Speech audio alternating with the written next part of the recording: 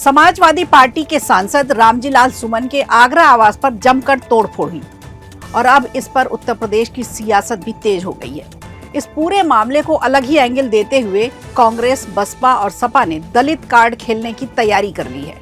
क्या 2027 के लिए ऐसे ही उलझा के रखा जाएगा? क्या कहती है राजनीति, बताएंगे आपको। वहीं दूसरी तरफ दिल्ली के पूर्व सीएम केजरीवाल की मुश्किलें हर रोज बढ़ जाती हैं। घोटाले ही इतने हुए हैं कि रोज नई फाइल खुल जाती है। अब एक और एफआईआर दर्ज हुई है।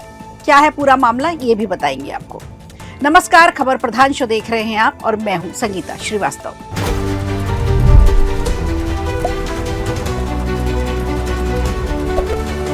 राणा सांगा पर समाजवादी पार्टी के सांसद रामजी लाल सुमन के विवादित बयान को लेकर लगातार हंगामा हुआ तो बहस राज्यसभा में भी देखी गई।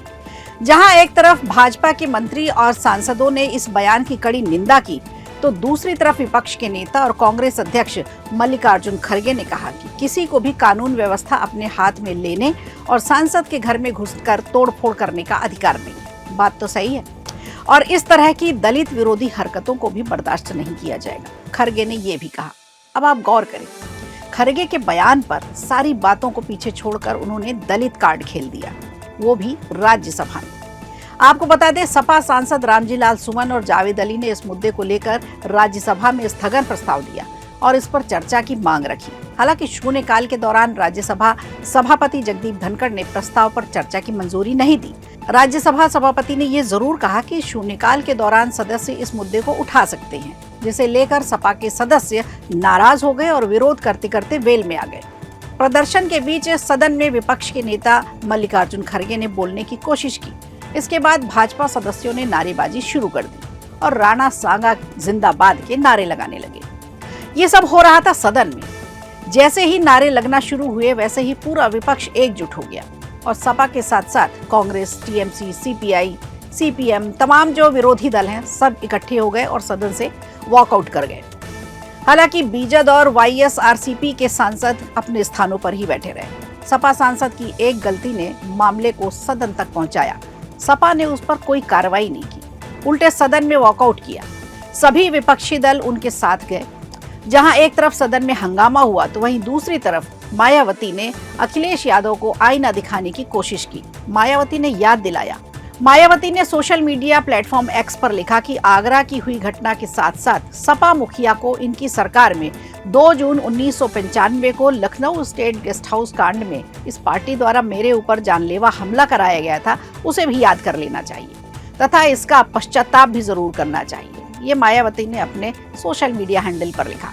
मायावती ने यह भी लिखा कि सपा इस मुद्दे को अपनी राजनीतिक रोटियां सेकने में लगी है। वैसे मायावती ने जो अखिलेश को आईना दिखाया है, वहां भी दलित वोटों की राजनीति की ही बू आ रही है। कहीं खिसक न जाए दलित वोटर्स, जिस पर मायावती वर्षों से राज करते आ रही हैं। खैर, सपा सांसद से जब गलती हुई तो उसे एक्सेप्ट करने में बुराई क्या है? आखिर भारत के सभी योद्धा, वीर सपूत, बलिदानी किसी एक दल के तो है नहीं। क्या अखिलेश यादव अपने सांसद की गलती को नजरअंदाज कर रहे हैं, या फिर अखिलेश इस मुद्दे को अलग ही तरह से डाइवर्ट करके दलित कार्ड खेलने की मंशा बना चुके हैं, यानी दलित वर्सेस सवर्ण? उत्तर प्रदेश में 21% वोट दलितों के हैं। 2027 में विधानसभा चुनाव भी है, यानी अखिलेश और पूरी समाजवादी पार्टी दलित वोटों के कंधों पर टिक गई है।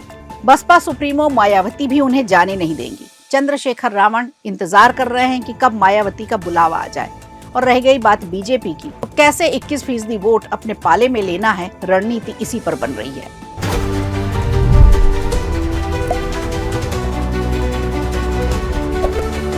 इधर दिल्ली के पूर्व सीएम अरविंद केजरीवाल के खिलाफ दिल्ली पुलिस ने एफआईआर दर्ज की है। दरअसल ये एफआईआर सरकारी पैसों के दुरुपयोग के मामले में हुई है। सार्वजनिक संपत्ति अधिनियम के तहत ये मामला दर्ज हुआ है। केजरीवाल पर आरोप है कि उन्होंने प्रचार के लिए बड़े होर्डिंग्स लगवाए और जनता के पैसे का गलत इस्तेमाल किया, पार्टी के लिए किया। कोर्ट ने मामले की सुनवाई के लिए तारीख 18 अप्रैल दी है। आज कोर्ट में केजरीवाल और 2 अन्य नेताओं गुलाब सिंह और नीतिका शर्मा पर एफआईआर की मांग वाली याचिका पर सुनवाई के दौरान इसकी जानकारी दी गई। 11 मार्च को पैसों के दुरुपयोग मामले में एफआईआर दर्ज करने के आदेश दिए गए थे। कोर्ट ने पुलिस से 18 मार्च तक मामले की स्टेट रिपोर्ट्स भी मांगी थी। आपको बता दें, भाजपा ने जनवरी 2025 में आरोप लगाया था कि आपने कुछ योजनाओं के बजट से ज्यादा खर्चा उसके प्रचार में लगाया। दावा किया गया कि बिजनेस ब्लास्टर्स योजना के लिए 54 करोड़ रुपए जारी किए गए थे, जबकि इसके प्रचार में 80 करोड़ रुपए खर्च किए गए। अब केजरीवाल के लिए हालात कुछ ऐसे बन चुके हैं कि एक मामले से राहत मिलती है तो दूसरे मामले की फाइल खुल जाती है। वैसे अगर केजरीवाल पॉलिटिक्स की जगह अपनी मार्केटिंग एजेंसी खोल लें तो उन्हें बहुत फायदा होगा। क्या पता अच्छे बिजनेस टाइकून ही बन जाए, क्योंकि राजनीति तो उनसे हो नहीं पाई। तो बुरे फंस चुके हैं इस समय केजरीवाल। खबर प्रधान में आज के लिए इतना ही। दीजिए इजाजत, नमस्कार। वीडियो अच्छा लगा हो तो लाइक कीजिए, शेयर कीजिए और कमेंट बॉक्स में हमें जरूर बताइए।